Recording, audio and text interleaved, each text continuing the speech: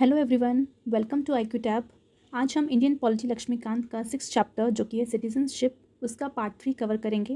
And already part 1 part 2 को upload कर दिया गया है एंड आई होप आप सबने उसे देख लिया होगा। एंड इस पार्ट में सिटीजनशिप को एंड कर दिया जाएगा। एंड क्योंकि चैप्टर फिनिश हो रहा है तो इस वीडियो में आपको इस चैप्टर से रिलेटेड जो भी MCQs हैं एंड कुछ मेंस के क्वेश्चंस हैं वो आपको देखने को मिलेंगे। एंड आप उसका फिर कमेंट बॉक्स में उनके आंसर्स देना एंड देन जो नेक्स्ट वीडियो होगी उसमें उसके आपको सोल्यूशंस मिल जाएंगे। सो हम स्टार्ट करते हैं आज का टॉपिक।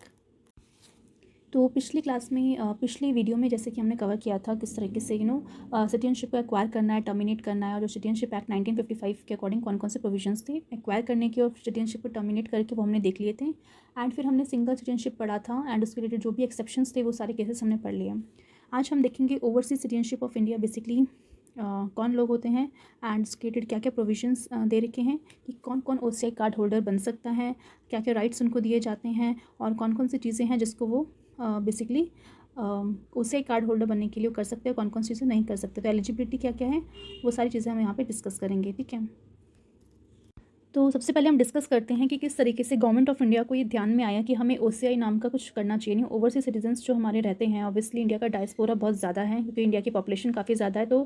काम के सिलसिले में कोई स्टडी पर्पज़ के लिए बहुत से लोग ऐसे हैं जो इंडिया के ओरिजिन मतलब इंडियन ओरिजिन के लोग हैं, ठीक है, जो बेसिकली अनडिवाइडेड इंडिया में बॉर्न हुए थे, बट उसमें हम बांग्लादेश और पाकिस्तान को नहीं गिनेंगे। तो ऐसे लोग और साथ ही साथ हमने देखा था पर्सन ऑफ इंडियन ओरिजिन वो लोग भी होते हैं जो 15 अगस्त 1947 के टाइम पे जो टेरिटरी हमारे पास थी, ठीक है, तो वहाँ पे भी जो लोग रहा करते थे तो और जो उस टाइम बेसिकली पैदा हुए थे तो उनको भी हम पर्सन ऑफ इंडियन ओरिजिन मानते हैं, ठीक है। तो ऐसे लोग जो बाहर रहते हैं बट इंडिया की ओरिजिन है उनका, ठीक है, इंडिया में वो पैदा हुए थे, तो उन लोगों को कनेक्ट करने के लिए इंडिया से, ठीक है, बिकॉज अब उनके पास इंडिया की सिटीजनशिप तो है नहीं, तो पर है तो वो पैदा तो वो इंडिया में ही हुए थे, तो वो चीज़ कनेक्ट करने के लिए ये इस तरीके की चीज़ वो दिमाग में मतलब ऐसा चीज़ वो सोच रही थी गवर्नमेंट ऑफ इंडिया कि हमें कुछ करना चाहिए, ठीक है। तो इसलिए सितंबर 2000 में हम देखेंगे कि गवर्नमेंट ऑफ इंडिया ने एक मिनिस्ट्री ऑफ एक्सटर्नल अफेयर्स ने एक सेटअप किया, एक हाई लेवल की कमेटी किसके अंडर, LM सिंघवी के अंदर, यानी उस कमेटी के चेयरमैन जो थे LM सिंघवी थे। एंड उन्होंने बेसिकली बताया कि हमें क्या करना चाहिए अपनी डायस्पोरा को कनेक्ट करने के लिए इंडिया से, ठीक है। तो आप देख सकते हैं उन्होंने अपनी रिपोर्ट जो है जनवरी 2002 को रिपोर्ट सबमिट करी एंड उन्होंने रिकमेंड ये किया कि जो सिटीजनशिप एक्ट 1955 है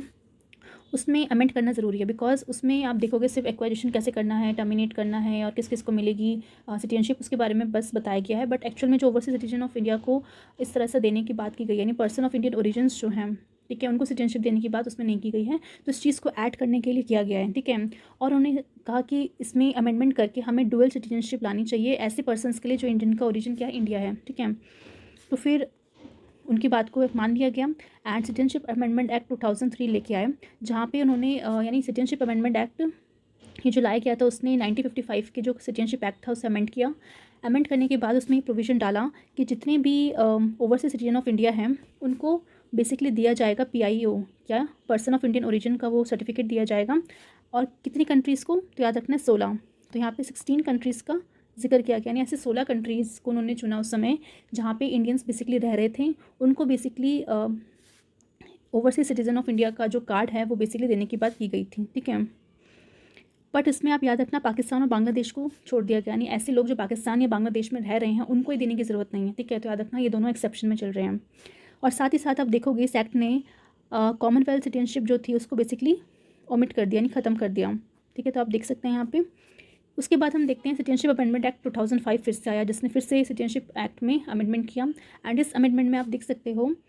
कि जो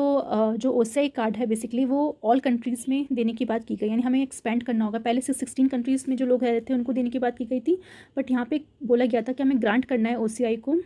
ओवरसीज सिटीज़न को, जितने भी हमारे पर्सन ऑफ इंडियन ओरिजिन्स जो ऑल कंट्रीज़ में रह रहे हैं एक्सेप्ट पाकिस्तान एंड बांग्लादेश। तो यानी पाकिस्तान एंड बांग्लादेश हमेशा एक्सेप्शन में चलेंगे कि यहाँ पे जो लोग रह रहे हैं भले ही वो इंडिया ओरिजिन के क्यों ना हो, बट उनको OCI कार्ड नहीं दिया जाएगा, ठीक है। तो इन दोनों कंट्रीज़ को छोड़ के बाकी जितनी भी कंट्रीज़ हैं जहाँ पे हमारे पर्सन ऑफ इंडियन ओरिजिन्स के लोग रह रहे हैं उन्हें OCI कार्ड दिया जाएगा।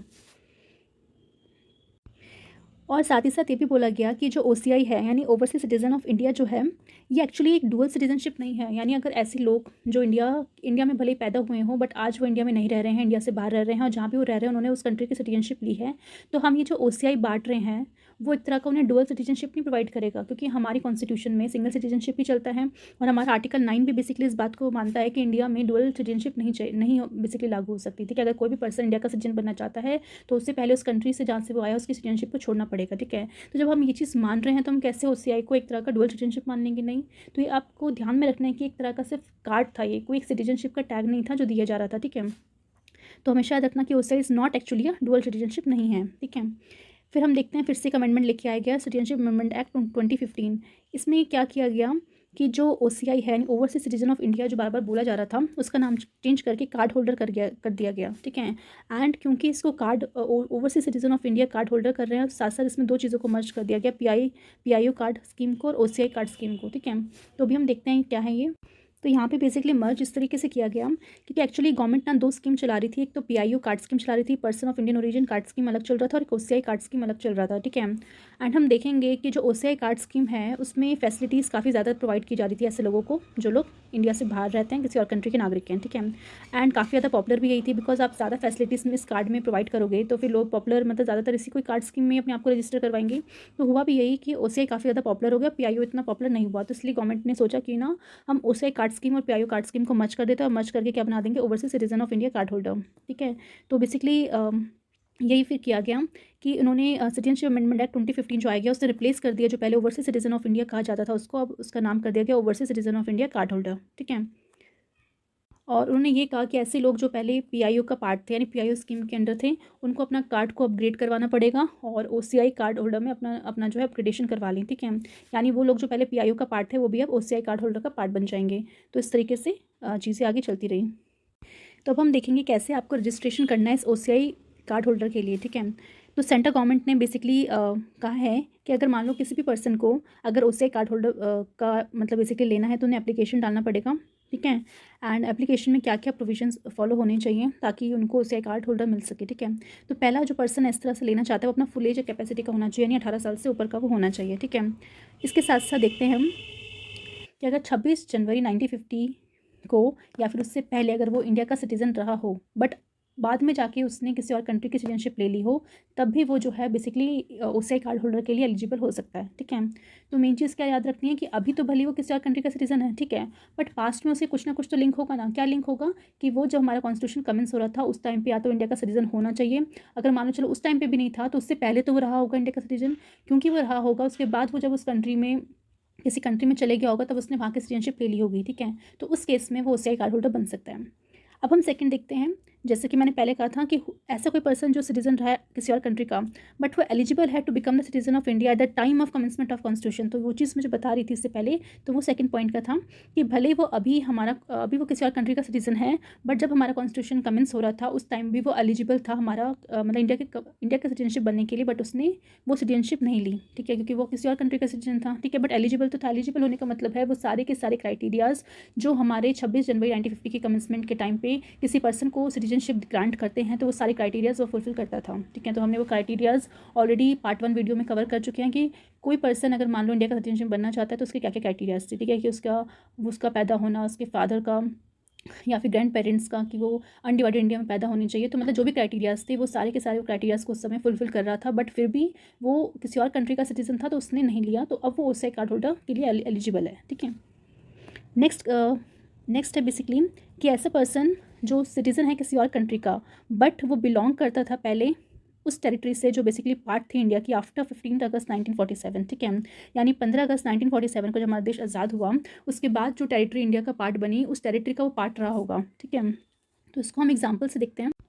तो इसको आप ऐसे समझ सकते हो कि जैसे कि हम जानते हैं 15 अगस्त 1947 के बाद बहुत सी ऐसी टेरिटरी थी जिसे इंडिया ने एक्वायर करके अपने अंडर शामिल कर ली थी। ठीक है, जैसे आप देख सकते हैं गोवा, दमन, दीव, दादर नगर हवेली हमने पोर्तुगीज़ के पहले अंडर थी बट बाद में इंडिया का पार्ट बन गई थी। ठीक है, इसके अलावा आप देख सकते हो पुदुचेरी है, इसके अलावा कराईकल है, माही है, यनम है जो बेसिकली फ्रेंच का पार्ट था बट बाद में इंडिया का पार्ट बन गया। इस तरह से सिक्किम है जो पहले चोग्याल डायनेस्टी यहाँ पे एज अ प्रिंसली स्टेट था, ये जो जहाँ पे चोग्याल डायनेस्टी रूल हुआ करती थी, एंड फिर उसके बाद हम देखते हैं सिक्किम पहले एसोसिएट स्टेट बनता है एंड बाद में फुल स्टेट बन जाता है इंडिया का। ठीक है, तो ये सारी जो टेरिटरीज थी जो पहले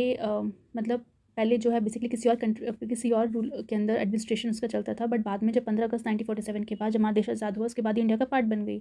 तो अगर हम बात करें एग्जाम्पल के तौर पर हम पौंडीचेरी लें, पौंडीचेरी जैसे कि हम जानते हैं वहाँ पे फ्रेंच लोग के एस्टैब्लिशमेंट है, यानी फ्रेंच लोग वहाँ पे रहा करते थे, ठीक है। बट क्योंकि वो 15 अगस्त 1947 के बाद इंडिया का पार्ट बन गया, एंड हो सकता है जिस समय ये इंडिया का पार्ट बना उस समय जो लोग यहाँ पे रहते थे पौंडीचेरी में, वो उसके बाद वो फ्रांस चले गए, ठीक है, क्योंकि फ्रांस के लोग थे यहाँ पे। तो अब वो फ्रांस के लोग अगर मान लो गवर्नमेंट ऑफ इंडिया से कहते हैं कि हमारा जो लिंक है, बिकॉज वो वहीं पे पौंडीचेरी में, मतलब ऑब्वियसली फ्रेंच ने काफ़ी टाइम तक इंडिया में ट्रेड किया था, यहीं पे रहते थे, तो उनकी मतलब जो भी यहाँ पे फ्रेंच पीपल रहे होंगे उन्होंने यहाँ पे अपने अपना कुछ घर बसाया होगा, कुछ ज़मीन से वो जुड़े हुए होंगे, तो वो चाहते हैं कि जो पौंडीचेरी में वो रहे थे उनको वापस से इस पर्टिकुलर एरिया से कनेक्ट होना है। तो कनेक्ट होने के लिए उन्हें क्या चाहिए, ओसीआई कार्ड होल्डर चाहिए। तो ऐसे लोग भी एलिजिबल है, ये बात सेंट्रल गवर्नमेंट बेसिकली एक्सेप्ट करती है कि अगर ऐसे लोग जो ऐसी टेरिटरी से बिलोंग करते हैं जो 15 अगस्त 1947 के बाद हमारा पार्ट बन गई हैं, बट वो अभी लोग इस यहाँ पे नहीं रह रहे हैं, ठीक है, बिकॉज यहाँ पे रह रहे होते हैं अभी भी पौंडीचेरी में, तो ऑलरेडी वो इंडिया के सिटीजन होते हैं, ठीक है। बट क्योंकि वो पहले यहाँ पे रह चुके हैं, बट अभी वो किसी और कंट्री के सिटीजन है, बट वो चाहते हैं कि वो उस टेरिटरी से वापस से या फिर इंडिया से जो है उनका लिंकअप बना रहे उससे, वो ताकि एक कहते हैं ना कि ऑब्वियसली जहाँ जिस ज़मीन में आप रहे हो, जो ज़मीन आपकी है, मतलब जहाँ पे आपका घर हो, आपने वहाँ पे आपका पालन पोषण हुआ, आप उससे कनेक्ट रहना चाहते हैं, ठीक है। तो उस चीज़ को करने के लिए गवर्नमेंट ने उनको भी ओसीआई कार्ड होल्डर के लिए एलिजिबल किया है। नेक्स्ट पॉइंट कहता है कि चाइल्ड, ग्रैंड चाइल्ड या फिर ग्रेट ग्रैंड चाइल्ड, यानी कि अभी जो 3 प्रोविजंस हमने देखे हैं उन तीनों में जो भी पर्सन इस तरीके से ओसीआई कार्ड होल्डर, मतलब ओसीआई कार्ड होल्डर लेना चाहता है, या फिर हम कह सकते हैं ऐसा कोई पर्सन जो इंडिया का सिटीज़न रहा हो, ठीक है, बट अभी वो किसी और कंट्री का सिटीज़न है और वो क्वालिफाई करता है इन सारे क्राइटेरियाज़ को, तो उनका अगर चाइल्ड हो या फिर उनका ग्रैंड चाइल्ड हो या ग्रेट ग्रैंड चाइल्ड हो, तो वो भी ओसीआई कार्ड होल्डर ले सकते हैं, ठीक है। इसको एग्जाम्पल से फिर से समझते हैं। फॉर एग्जाम्पल और जो भी मैंने देखा था, जैसे मान लो पौंडीचेरी है, ठीक है, यहाँ पे फ्रेंच लोग रह के गए थे, ठीक है। तो हम देखते हैं कि फ्रेंच लोग भले ही वो, ठीक है, तो भले ही वो उसके बाद पौंडीचेरी को छोड़ के फ्रांस चले गए, वहाँ पे वो रहने लग गए, ठीक है। बट क्योंकि वो पर्सन जब वहाँ पे गया होगा उसके बाद उसकी शादी वादी हुई होगी, उसके बच्चे होंगे, बच्चे के बच्चे, यानी वो दादा पर दादा बन गया होगा, तो यानी उनके जो चाइल्ड है या फिर ग्रेट चाइल्ड है, ग्रेट ग्रैंड चाइल्ड है, वो अगर वो चाहें कि वो उससे एक पार्ट बन सकते हैं, तो उनके लिए भी ये चीज़ एलिजिबल है। क्यों? बिकॉज कहीं ना कहीं उनके जो फादर है वो तो यहाँ से लिंकअप थे, ठीक है। तो इसलिए ये अपॉर्चुनिटी उनके बच्चों को दी गई है कि अगर उनके बच्चे चाहें तो वो भी कनेक्ट रह सकते हैं उस जगह से जहाँ पे उनके फादर का जन्म हुआ है, फादर कह लो या फिर जो भी मदर है या फिर दादी हैं, परदादी हैं, कोई तो उस टेरिटरी से रहा होगा ना जो बिलोंग करता होगा। तो आज अगर उनके बच्चे या फिर उनके नाती पोते या फिर पर नाती पोते अगर वो चाहते हैं कि इंडिया से उनका लिंक बना रहे, तो वो भी ओसीआई कार्ड होल्डर के अंदर आ सकते हैं, ठीक है। तो ये सारे जो है बेसिकली प्रोविजंस हैं जो सेंट्रल गवर्नमेंट ने दिए हैं। इसके अलावा भी और भी प्रोविजंस हैं जो उन्होंने दिए हैं। तो यहाँ पे हमने फर्स्ट पॉइंट कवर कर लिया, जहाँ पे any person full age capacity का होगा और सारे क्राइटेरिया को फुलफिल कर रहा होगा तो वो बन सकता, ओसीआई कार्ड होल्डर का पार्ट बन सकता है। नेक्स्ट पॉइंट कहता है person who is a minor child of a person mention in above clause, यानी जो ऊपर जितनी भी क्लॉजेस दिए गए हैं ठीक है। फॉर एग्जाम्पल मान लो एक लड़का है, ठीक है, जो पहले इंडिया का सिटीज़न रहा होगा बट वो अमेरिका चले गया, ठीक है। फर्स्ट क्लॉज में हमने ये देखा कि अगर वो कमिसमेंट से पहले इंडिया का सिटीज़न रहा हो तो वो आ सकता है। सेकंड हमने देखा कि वो एलिजिबल था कमिसमेंट के टाइम पे, बट क्योंकि एलिजिबिलिटी पूरी हो रही थी बट फिर भी किसी और कंट्री का सिटीज़न था वो, तो वो उसने सिटीजनशिप नहीं ली। थर्ड की वैसी टेरिटरी का पार्ट है जो बेसिकली 15 अगस्त 1947 के बाद इंडिया का पार्ट बना हो। तो ये सारी क्लॉजेस में जो पर्सन है, ठीक है, वो अगर चाहता है इंडिया का उससे कार्ड होल्डर लेना, तो उसके साथ साथ उसका जो माइनर चाइल्ड होगा वो भी ले सकता है, ठीक है। ऑब्वियसली मान लो अगर लड़का ले रहा है तो अगर वो लड़का शादीशुदा है एंड उसकी फैमिली है, अगर फादर अगर उससे कार्ड होल्डर का पार्ट बन रहे हैं तो माइनर भी बन जाएगा, बिकॉज फादर अगर क्वालिफाई कर रहे सारी एलिजिबिलिटी को तो माइनर चाइल्ड भी, क्योंकि फादर फादर का ही बच्चा है वो, तो इसलिए माइनर चाइल्ड को भी जो है बेसिकली उससे कार्ड होल्डर दे दिया जाएगा, ठीक है। तो ये चीज़ में बोली गई है। थर्ड पॉइंट बोला गया है कि अ पर्सन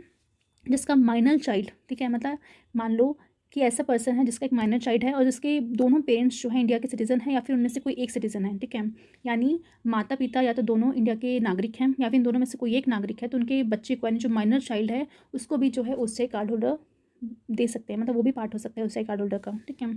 नेक्स्ट प्रोविजन है कि मान लो spouse of foreign origin of citizen of India, ठीक है। तो इसको हम ऐसा समझ सकते हैं, मान लो एक लड़का है, ठीक है, वो यहाँ से मान लो गया जॉब के सिलसिले में यूएस से, ठीक है। अब वो यूएसए में जॉब कर रहा है, जॉब करने के बाद क्योंकि वो काफ़ी टाइम से वहीं रह रहा है तो वहीं पे सेटल होना चाहता है, तो उसने इंडिया की सिटीजनशिप छोड़ के वहाँ की यानी यूएसए की नागरिकता ले ली, ठीक है।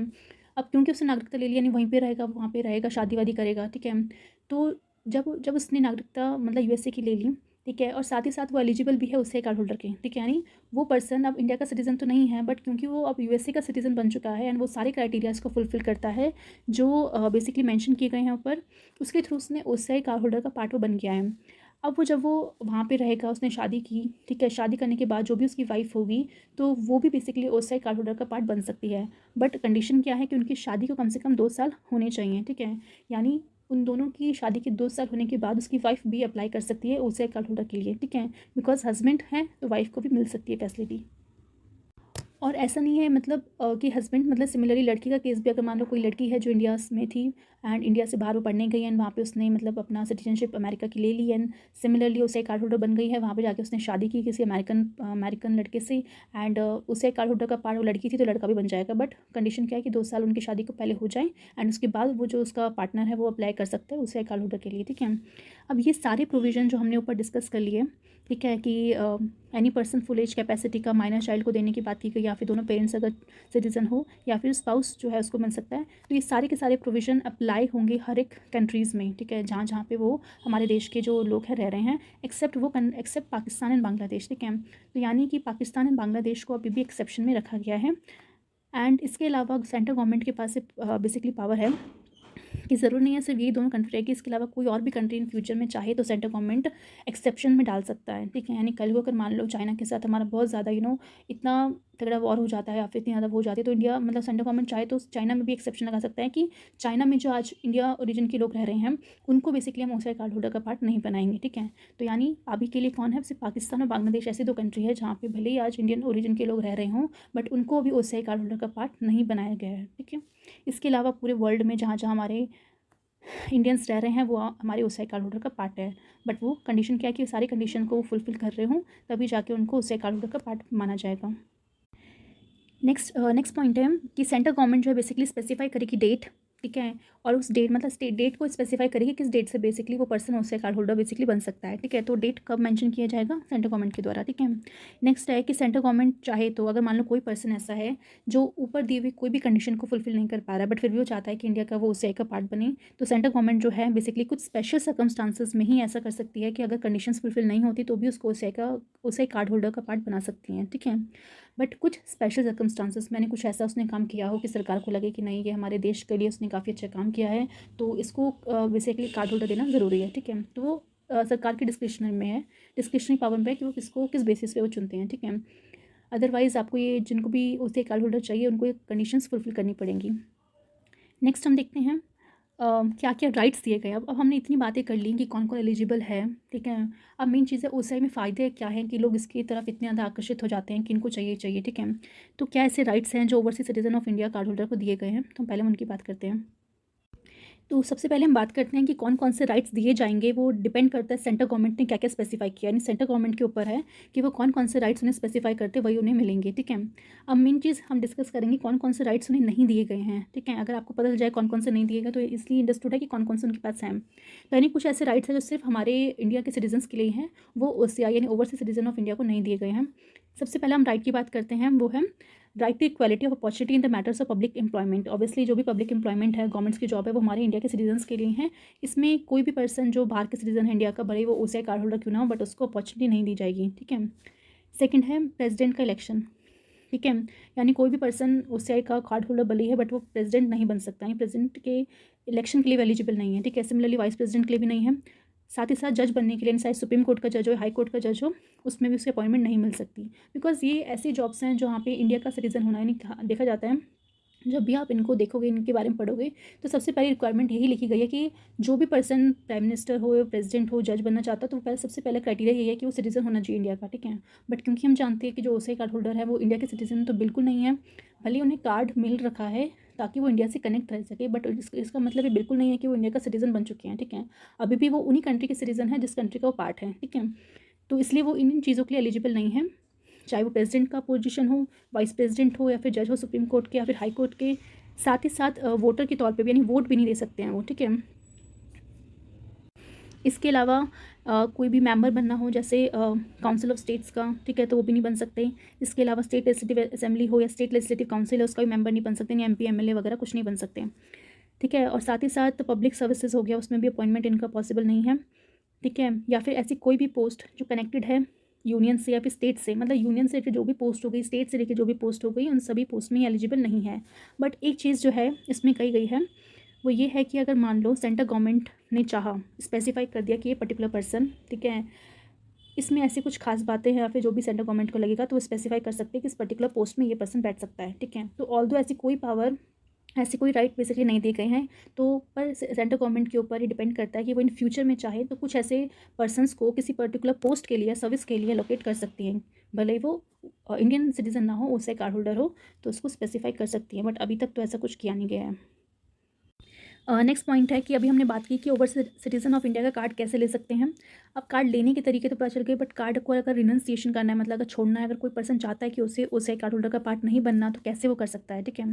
तो उसको बेसिकली एक डिक्लेरेशन साइन करना है एंड उस डिक्लेरेशन को साइन करके उसको सेंट्रल गवर्नमेंट को सबमिट कर देना है। एंड जो भी उसकी कंडीशंस होंगी कि मुझे बेसिकली नहीं चाहिए, तो उसको कंडीशन को, डिक्लेरेशन को सुना जाएगा, उस हिसाब से उसका जो ओसीआई कार्ड है बेसिकली उसे कैंसिल कर दिया जाएगा। ठीक है, अब मेन चीज़ ये है कि अगर मान लो जिस पर्सन को ओसीआई कार्ड दिया गया था,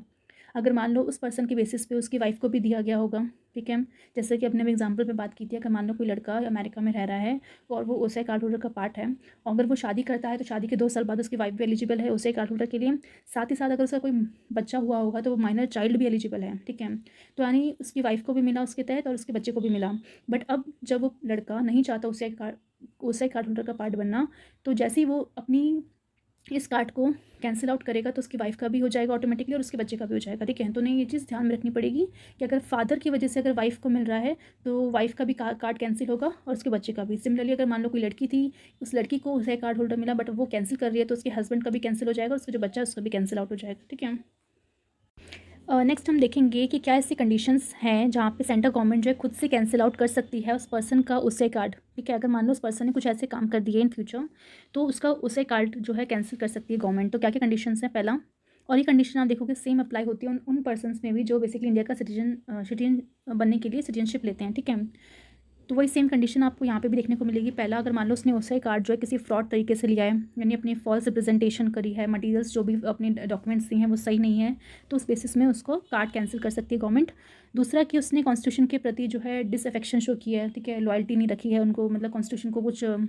रिस्पेक्ट नहीं दी, तो उसके कारण भी कर सकती है कैंसिल। तीसरा कि अगर मान लो इंडिया जिस कंट्री के साथ मान लो वॉर में छिड़ी हुई है, उस कंट्री के साथ अगर मान लो इस पर्सन की कोई भी इंगेजमेंट होता है या फिर कुछ अनलॉफुल उसने ट्रेड किया है उस पर्टिकुलर कंट्री के साथ जिसका इंडिया बेसिकली इसके साथ भी वॉर में है, तो उस केसेस में आप मान लो उसको भी एनिमी समझा जाएगा, बिकॉज आप उस कंट्री का साथ दे रहे हो जिस कंट्री के साथ इंडिया के अच्छे रिलेशन नहीं है, जिसके साथ इंडिया वॉर कर रही है, तो आप कैसे उसके साथ ट्रेड कर सकते हो, तो उस बेसिस पे उसको भी ओसीआई कार्ड होल्डर से हटाया जा सकता है। फोर्थ कंडीशन है कि मान लो जैसे ही पर्सन को ओसीआई कार्ड मिला तो उसके 5 साल के अंदर, जो भी उसका ओसीआई कार्ड था उसके 5 साल के रजिस्ट्रेशन के अंदर मान लो कम से कम 2 साल उसको इम्प्रिजमेंट हो गई है। ठीक है, तो यानी कुछ तो ऐसा उसने काम किया होगा जिसके कारण से 2 साल सजा हो गई है, तो वो यानी वो पर्सन अच्छे कैरेक्टर का नहीं है, इट मीन्स है ना, अगर अच्छे कैरेक्टर का नहीं है तो कहीं ना कहीं से वो इंडिया की जो इमेज है वो डाउन करने की कोशिश करेगा। और इंडिया क्यों चाहेगी ऐसे पर्सन को जो कि इंडिया का सिटीज़न तो है नहीं। ठीक है, एक तो बात ये है, और किसी और कंट्री का सिटीज़न है बट हमने फिर भी उसे ओसीआई कार्ड दिया ताकि वो इंडिया से कनेक्ट कर सके, बट आप देख सकते हो किस तरह से दूसरे सज़ा हो रही हैं, तो फिर क्यों इंडिया उसको रखना चाहिए अपना ओसीआई का पार्ट रखना चाहिए, तो इस केस में भी उसी ओसीआई का कार्ड जो है कैंसिल हो सकता है। नेक्स्ट कंडीशन ये है कि अगर मान लो उसका जो इंटरेस्ट है सोवरेनिटी और इंटीग्रिटी के बीच नहीं है, मतलब वो इस तरीके से, मतलब इंडिया की जो इंटीग्रिटी है, सोवरेनिटी है, उसके अच्छे से मैनेज नहीं कर पा रहा, इंडिया की सिक्योरिटी को अच्छे से मैनेज नहीं कर पा रहा, फ्रेंडली रिलेशन जो इंडिया के उसकी वजह से ख़राब हो रहे हैं किसी और कंट्री के साथ, तो इन सारे सर्कमस्टांसिस में गवर्नमेंट चाहे तो उसका ओसीआई कार्ड जो है बेसिकली कैंसिल कर सकती है। ठीक है, अब एक लास्ट चीज़ ये आती है, अगर मान लो मैरिज ऑफ ओवरसीज सिटीज़न। ठीक है, यानी कि जैसे हमने अभी बात की थी, एक लड़का है जो कि इंडिया के ओरिजिन का था बट क्योंकि वो यूएस से चले गया, उसने वहाँ की सिटीजनशिप ले ली, उसके पास ओसीआई कार्ड भी है, बट अगर मान लो उसका जो पार्टनर है, यानी कंपिटेंट जो है पार्टनर जो है, अगर मान लो उसके साथ उसका डिवोर्स हो जाता है, ठीक है, तो यानी डिवोर्स होने के बाद जो उसकी जो वाइफ थी, क्योंकि अब वो डिवोर्स हो चुका है, तो वो चाहे तो गवर्नमेंट ऑफ इंडिया को, ठीक है, या फिर जो भी हमारी क्या कहते हैं उसको, काउंसलर होती हैं डिफरेंट कंट्रीज़ में, जिस भी कंट्री में वो रहता होगा वहाँ पे कॉन्सुलेट होगा, उस कॉन्सुलेट में जाके जो है बेसिकली इन्फॉर्मेशन दे सकता है कि जो उसका पार्टनर है उसके साथ उसका डिवोर्स हो चुका है, तो आप उस मेरे पार्टनर की जो ओसीआई कार्ड है वो कैंसिल कर दो, बिकॉज उसको जो उसके पार्टनर को जो ओसीआई कार्ड मिला है वो उसकी बदौलत ही मिला है। अब क्योंकि उसका पार्टनर उसके साथ नहीं है तो उसका ये फ़र्ज़ बनता है कि वो इन्फॉर्म करे जो भी अथॉरिटी है उसको, और उसकी जो वाइफ है या फिर हस्बैंड है जो भी है उसका ओसीआई कार्ड फिर कैंसिल हो सकता है। ठीक है, साथ ही साथ ये भी बोला गया, अगर मान लो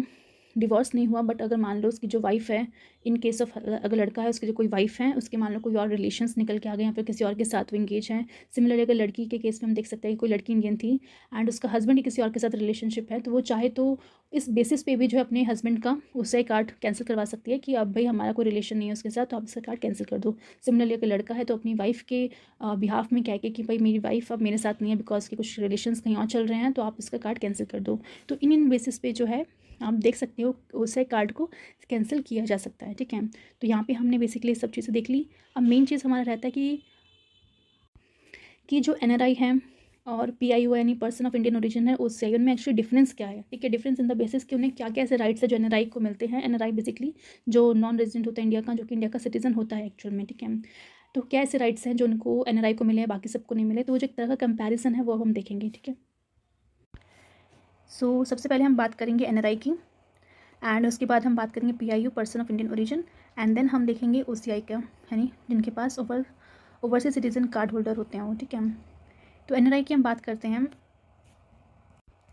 तो NRI बेसिकली कौन होते हैं, वो जो होते तो इंडिया के सिटीज़न हैं, ठीक है, नो डाउट, बट वो अभी ऑर्डिनरी रिसाइड कर रहे होते हैं आउटसाइड इंडिया। फॉर एग्जांपल मान लो कुछ बिजनेस के पर्पज़ के लिए गए हैं किसी कंट्री में, ठीक है, 2-3 साल से वो वहीं पे रह रहे हैं, बिजनेस कर रहे हैं। सिमिलरली कोई स्टडी पर्पज़ के लिए गया है, ठीक है, कोई जॉब के लिए गया है, बट वो ऑर्डिनरी रेजिडेंट है वहाँ के। ठीक है,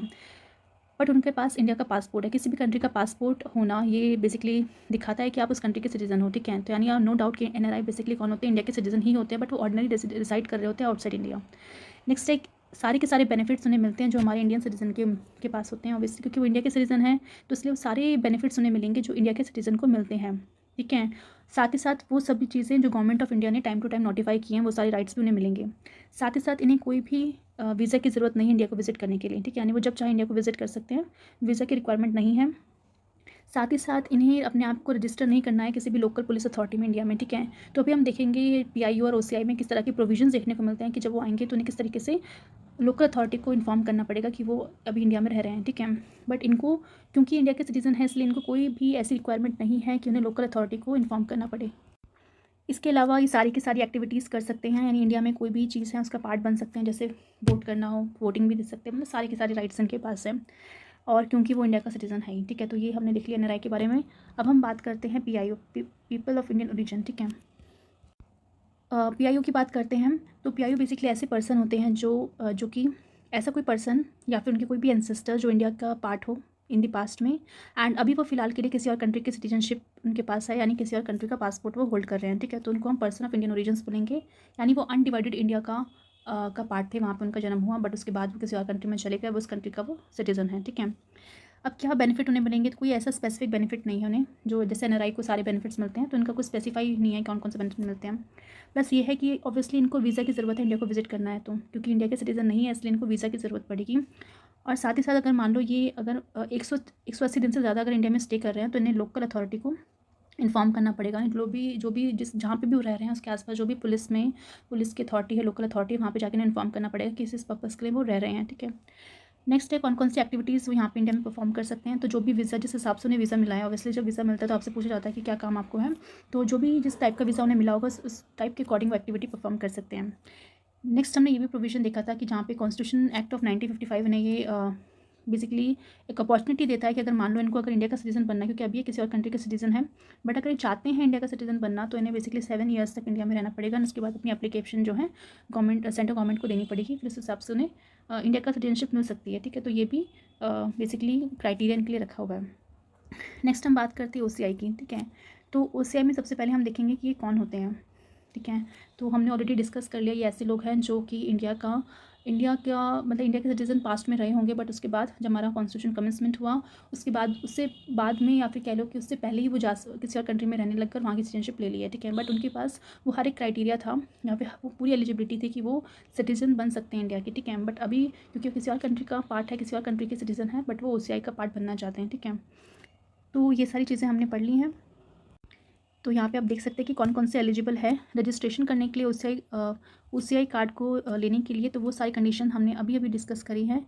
ठीक है, कि मतलब वो बेसिकली सिटीज़न होने चाहिए आफ्टर द कमेंसमेंट हुआ हो, या फिर वो एलिजिबल होनी चाहिए, ये भी हमने पढ़ लिया, फिर ऐसे टेरिटरी का पार्ट होनी चाहिए जो यहाँ पे 15 अगस्त 1947 के बाद वो इंडिया का पार्ट बन गई हो, एंड चाइल्ड या फिर उनके चाइल्ड या ग्रेट ग्रैंड चाइल्ड भी जो है उस अगर उनके फादर रहे हों इंडिया का पार्ट, तो उनके जो चाइल्ड है, ग्रेट ग्रैंड चाइल्ड है, ये भी उससे एक कार्ड होल्डर बन सकते हैं। सिमिलरली माइनर चाइल्ड को भी मिल सकता है, एंड ऐसे माइनर चाइल्ड जिसके बोथ पेरेंट्स सिटीजन रहे हों या फिर एक पेरेंट हो वो भी मिल सकता है।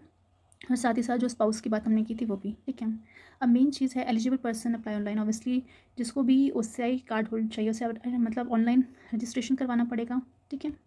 तो मतलब किस तरीके से वो ऑनलाइन सबमिट करेगा, तो उन्हें बोला है प्रिंट आउट आपको देना है जिसमें एप्लीकेशन फॉर्म होगा, कुछ डॉक्यूमेंट्स वगैरह होंगे, फोटोग्राफ्स होंगी, डिमांड ड्राफ्ट होंगे। तो ये सब एग्जाम के पर्सपेक्टिव से नहीं है, but as a general knowledge के लिए आपको पता होना चाहिए कि अगर मान लो कल को आप इंडिया की सिटीजनशिप छोड़ते हो और बाद में फ्यूचर में आपको OCI कार्ड चाहिए तो आपको किस तरीके से अप्लाई करना है। तो आपको ये सारे के सारे जो डॉक्यूमेंट्स आपको सबमिट करने पड़ेंगे इंडियन मिशन पोस्ट ऑफिस को, एंड जिसका jurisdiction basically over the country है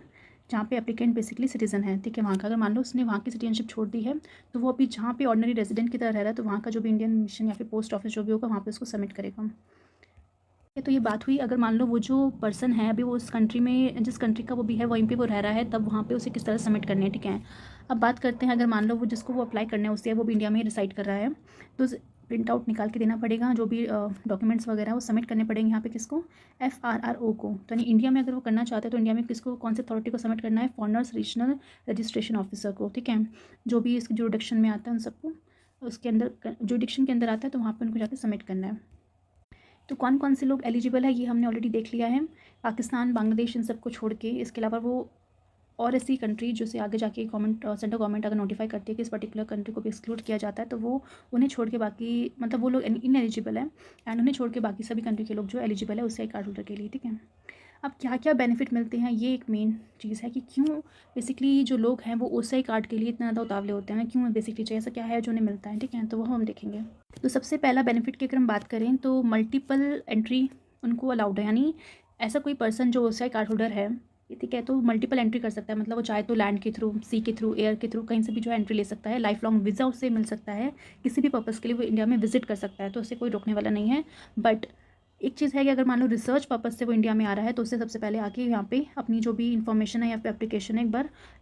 सबमिट करनी पड़ेगी, किसको, इंडियन मिशन कह लो या पोस्ट कह लो, FRO को, ठीक है। यानी रिसर्च पर्पज़ के लिए अगर वो इंडिया में आ रहा है तो उसको एक बार इन्फॉर्म करना पड़ेगा कि हाँ हाँ मैं इस चीज़ के लिए आ रहा हूँ। अदरवाइज़ किसी और पर्पज़ के लिए वो आ रहा है तो वो आ सकता है, मल्टीपल एंट्री अलाउड है। नेक्स्ट है अगर मान लो जिस भी काम के लिए वो आ रहा था, ठीक है, मान लो तो उसको जो मतलब जो भी टाइम पीरियड उसके लिए फिक्स था कि एक साल का काम है, 2 साल का काम है, उसके बाद भी अगर मान लो उसे और ज़्यादा स्टे करना है इंडिया में, तो पहले अगर मान लो ऐसा पर्सन को लेते हैं जिसके पास OCI कार्ड नहीं है तो उसे बार बार जो है इन्फॉर्म करना पड़ता था अपने आप को, कहाँ पे, फॉरेनर्स रीजनल रजिस्ट्रेशन ऑफिसर में, ऑफिस में जाके उसे बार बार अपने आप को इन्फॉर्म करना पड़ता था कि मैं इतने पीरियड के लिए और ज़्यादा रुक रहा हूँ या फिर इतना और रुक रहा हूँ या फिर मेरा काम भी खत्म नहीं हुआ है तो मुझे और टाइम पीरियड चाहिए, तो मेरा वीज़ा एक्सटेंड कर दो, जो भी काम है, ठीक है। बट क्योंकि अगर वो पर्सन OCI कार्ड होल्डर है तो उसे इस चीज़ से एग्जेम्पशन मिल जाती है कि उसे बार बार अपने आप को रजिस्ट्रेशन नहीं करवाना पड़ेगा, वो कितनी भी लेंथ ऑफ द टाइम जो है इंडिया में स्टे कर सकता है। तो ये एक बेनिफिट है जिसके कारण जो लोग काफ़ी ज़्यादा इसके पीछे उतावले होते हैं कि उन्हें बार बार इन्फॉर्म करने की ज़रूरत नहीं है, ठीक है, कितना चाहे उतना रह सकते हैं। नेक्स्ट पॉइंट है कि अगर मान लो NRI हैं जैसे, ठीक है, NRI और OCI के बीच में एक पैरिटी हमें देखने को मिलती है। मतलब कुछ चीज़ें जो उन्होंने सेम रखी है, क्या कि जो OCI कार्ड होल्डर है उन्हें कोई भी इकोनॉमिक फील्ड में या फिर फाइनेंशियल फील्ड या एजुकेशन फील्ड में अगर मान लो काम करना है तो वो इंडिया में आके कर सकते हैं, ठीक है। बट एक्सेप्ट प्रॉपर्टी भी खरीद सकते हैं, बट वो प्रॉपर्टी नहीं खरीद सकते जो एग्रीकल्चर प्रॉपर्टी हो या फिर प्लांटेशन प्रॉपर्टी हो, बिकॉज ये ऑलरेडी इंडिया का पार्ट है। एग्रीकल्चर आप सोच ही सकते हैं कि वो उन लोगों की ज़मीन होती है जिनके बाप दादा परदादा उनसे जुड़े हुए होते हैं, तो आप ऐसे कैसे ऐसे पर्सन को दे सकते हैं जो इंडिया का सिटीजन नहीं है। इसलिए सिर्फ एग्रीकल्चर लैंड को छोड़ के और कोई भी लैंड जो है वो खरीद सकते हैं, रह सकते हैं, कोई भी इकोनॉमिक एक्टिविटी का पार्ट बन सकते हैं, एजुकेशन फील्ड में काम कर सकते हैं, ठीक है। तो जो NRI को जो फैसिलिटी मिलती है वो फैसिलिटी इस फील्ड में इन्हें भी मिल रखी है, एक्सेप्ट एग्रीकल्चर प्रॉपर्टी वो नहीं खरीद सकते हैं। सिमिलरली अगर मान लो उन्हें इंटर कंट्री अडॉप्शन करना हो कोई भी इंडियन चाइल्ड को, यानी मान लो कि अगर कोई पर्सन अमेरिका का है, उससे कार्ड होल्डर है, वो चाहता है कि इंडिया का कोई भी बच्चा जो अनाथालय में है उसको वो अडॉप्ट करना चाहता है, तो उनको कौन कौन से प्रोविजंस को बेसिकली फॉलो करना पड़ेगा, तो वही सेम प्रोविजन जो बेसिकली NRI फॉलो करता है। यानी जो NRI होते हैं जो कि इंडिया के सिटीजन तो है बट किसी पर्पज़ से वो बाहर रह रहे हैं, इंडिया से बाहर रह रहे हैं, तो जो कानून उनके ऊपर लागू होंगे किसी भी बच्चे को अडॉप्ट करते टाइम, वही सेम कानून जो है बेसिकली उससे कार्ड होल्डर के लिए भी बनाए गए हैं, ठीक है। साथ ही साथ ये बोला गया है कि जो भी ओवरसीज सिटीजन हैं उन्हें बेसिकली ट्रीट किया जाना चाहिए जो भी इंडिया के रेजिडेंट हैं उनकी तरह ही, in the matter of air fare, जो भी डोमेस्टिक सेक्टर में जो भी एयर के चार्जेस होते हैं तो उन सब में जो है उनके भी सेम चार्जेस को होना चाहिए, ठीक है। नेक्स्ट है कि जो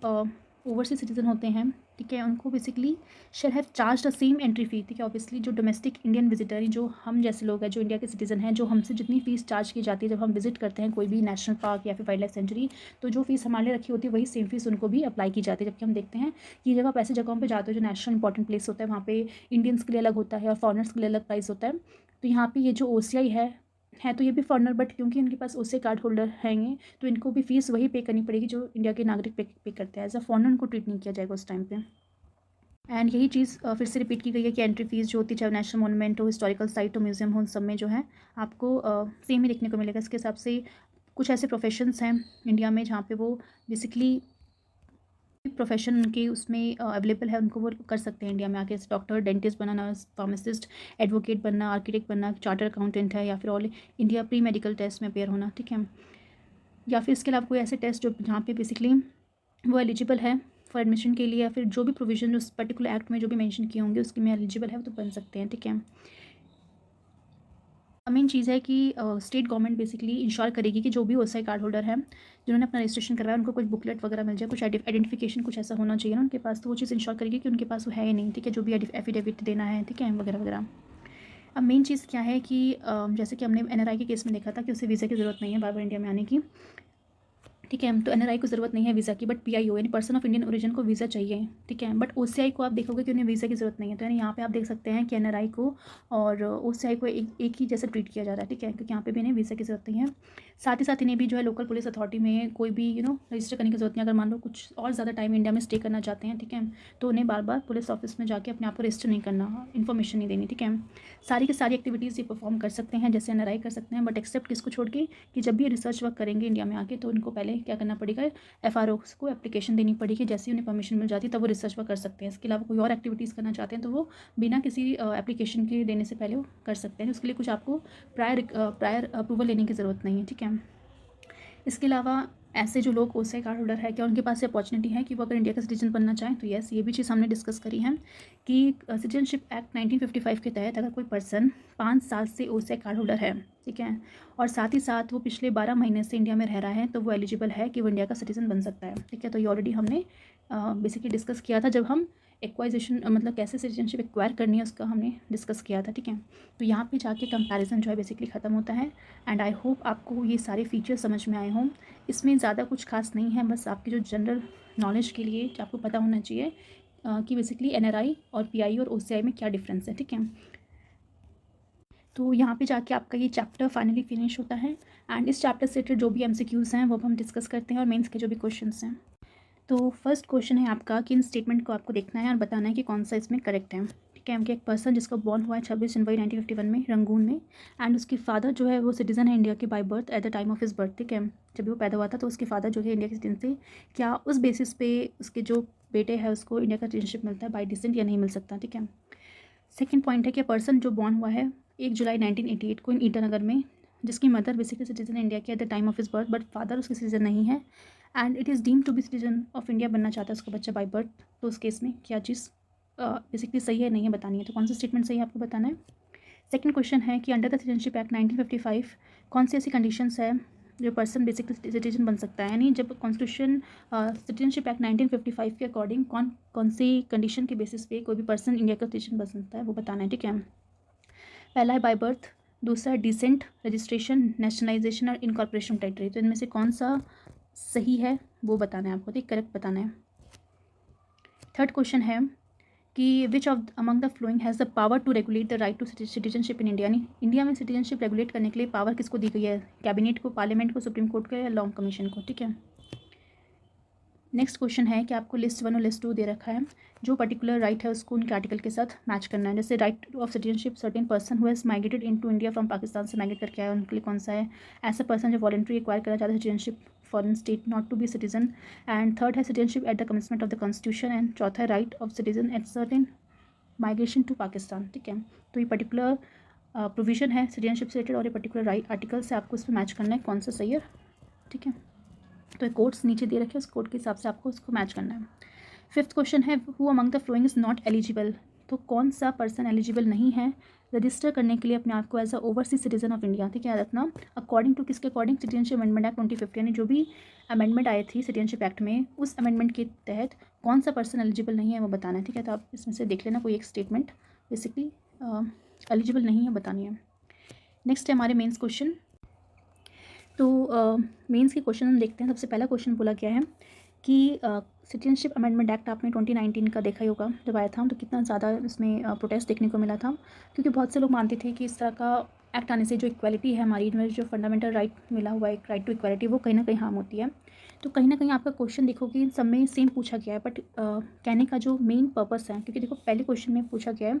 कि जो अमेंडमेंट एक्ट आया है 2019 में, उसके आने की वजह से जो इंडिया का जो कॉन्स्टिट्यूशनल वैल्यूज़ हैं, ठीक है, उसमें कैसे कन्फ्लिक्ट आता है क्या, और हमारी जो इंटरनल सिक्योरिटी और फॉरेन पॉलिसी है उसमें कैसे हमें चैलेंज देखने को मिले, बिकॉज इंटरनल सिक्योरिटी भी उससे हार्म होगी, फॉरेन पॉलिसी भी है कहीं ना कहीं। बहुत से ऐसी कंट्रीज़ है वो जो ऑब्जेक्शन कर रही थी कि इस तरह का एक्ट नहीं आना चाहिए, तो उस केस में क्या इससे इम्पैक्ट पड़ेगा, उस पॉइंट ऑफ व्यू से आपको सोचना और उसमें आंसर करना है, ठीक है। सेकेंड क्वेश्चन की अगर हम बात करें तो इसमें बोला गया है कि जो सिटीजनशिप अमेंडमेंट बिल आया था वो किस तरीके से आर्टिकल 14 के अगेंस्ट है। तो आपको आर्टिकल 14 को ध्यान में रख के इस आंसर को करना है एंड क्रिटिकली एनालाइज करना है इसको, ठीक है। थर्ड है आपको बेसिकली सिटीजनशिप अमेंडमेंट एक्ट को बेसिकली जस्टिफाई करना है किसके रिस्पेक्ट में, कम्युनल प्रिज्म के उसमें, ठीक है, यानी कम्युनल प्रिज्म कह सकते हैं कि अगर ये चीज़ आएगा तो कितना ज़्यादा आपको एक कम्युनल एंगल देखने को मिलेगा, तो उसके बेसिस में आपको इसको जस्टिफाई करके बताना है अपने आंसर। फोर्थ क्वेश्चन है India does not allow dual citizenship. तो ये बात तो बिल्कुल सही है कि इंडिया में सिंगल सिटीजनशिप बेसिकली दी जाती है, ठीक है, सिटीजन्स को, बट फिर भी आप देखने को मिलेगा कि इंडियन सिटीजन्स जो है वो कैरी कर रहे हैं डुअल आइडेंटिटीज़, ठीक है। डुअल आइडेंटिटीज़ मतलब एक तरफ जहाँ वो कह रहे हैं कि वो इंडिया के नागरिक हैं यानी इंडिया के सिटीजन हैं, दूसरी तरफ आप देखो कहीं ना कहीं वो अपने आप को रिप्रेजेंट कर रहे हैं कि मैं इस रिलीजन का हूँ, मैं इस स्टेट का हूँ, ठीक है। तो ये डुअल आइडेंटिटीज़ क्या कहती हैं कि मतलब आज भी अगर आप किसी से पूछोगे तो आप वो बहुत कम होगा वो अपने आप को ऐसा भारतीय नागरिक कहेगा नहीं मैं गुजरात का रहने वाला हूँ, नहीं मैं मध्य प्रदेश का रहने वाला हूँ। तो ये डुअल आइडेंटिटीज़ जो है इंडिया की वो क्या शो कर रही हैं बेसिकली, ठीक है, और किस तरीके से ये मतलब बेसिकली होती हैं ये, उसको आपको एग्जामिन करना है, ठीक है। तो ये 4 क्वेश्चन आपके इस चैप्टर से रिलेटेड हैं। अब आपको क्या करना है, ऑब्वियसली चारों क्वेश्चन को अगर आप चाहो तो अटैम्प्ट कर सकते हो, बट अगर मान लो किसी को मतलब बेसिकली किसी को जितना उन्हें ठीक लगता है जितना वो कर सकते हैं उतना आपको अटैम्प्ट करना है, कमेंट बॉक्स में अपने आंसर्स पोस्ट करने हैं एंड नेक्स्ट क्लास में आपको इसका जो है आंसर्स आपको मिल जाएंगे, डिस्कशन किया जाएगा पूरा। इसके अलावा आप देखोगे 2 और क्वेश्चन हैं, इसको भी ट्राई करना कोशिश करने का, अदरवाइज़ क्लास में इसको हम डिस्कस करेंगे। पहला ये है कि people must not be turn back to countries where they would face persecution और सीवियर ह्यूमन राइट वायलेशन, ठीक है, यानी ऐसे लोग,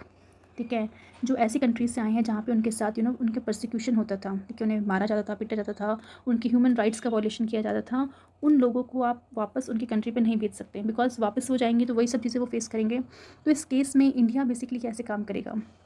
कैसे ये जो रिफ्यूजीज़ बेसिकली आते हैं उन क्राइसिस को डील करने के लिए इंडिया या फिर वर्ल्ड किस तरीके से काम करेगा वो आपको बताना है, ठीक है। सेकेंड क्वेश्चन है addressing the light of refugees is one of the greatest challenge, ठीक है। हम देखते हैं आजकल बहुत ज़्यादा रेफ्यूजीज़ बेसिकली एक कंट्री को छोड़ के दूसरी कंट्री में जाते हैं, ठीक है। तो ये जो एक चैलेंज बना हुआ है जिससे इंटरनेशनल कम्युनिटी हर कोई फेस कर रहा है, सिर्फ इंडिया ही नहीं, बहुत सी ऐसी कंट्रीज़ है जो फेस कर, चाहे यूरोप में देख सकते हो या फिर मिडिल ईस्ट कंट्रीज़ में देख सकते हो, हर जगह ये रिफ्यूजीज़ जो है काफ़ी ज़्यादा जो है प्रॉब्लम्स क्रिएट करते हैं, ठीक है। तो अगर हम देखें कि हमको एग्जामिन करना है उन मल्टीलेटरल एग्रीमेंट्स को या फिर यूनिलेटरल पॉलिसीज़ को जो बनाई गई है इस रिगार्ड में, यानी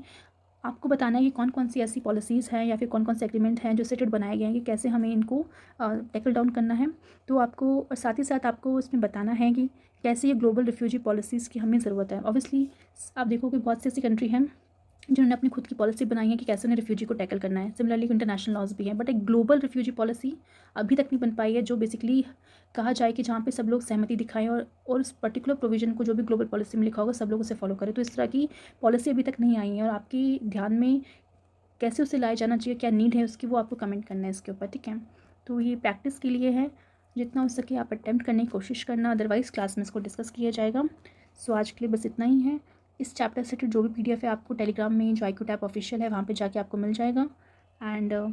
अगर आपने इस चैनल को सब्सक्राइब नहीं किया तो प्लीज़ सब्सक्राइब कर दीजिए, लाइक करना वीडियो को मत भूलना, शेयर कीजिए ज़्यादा से ज़्यादा लोगों को और कमेंट करना अगर कोई भी क्वेरी आपकी होगी तो हम इसको एड्रेस करेंगे। Thanks for watching.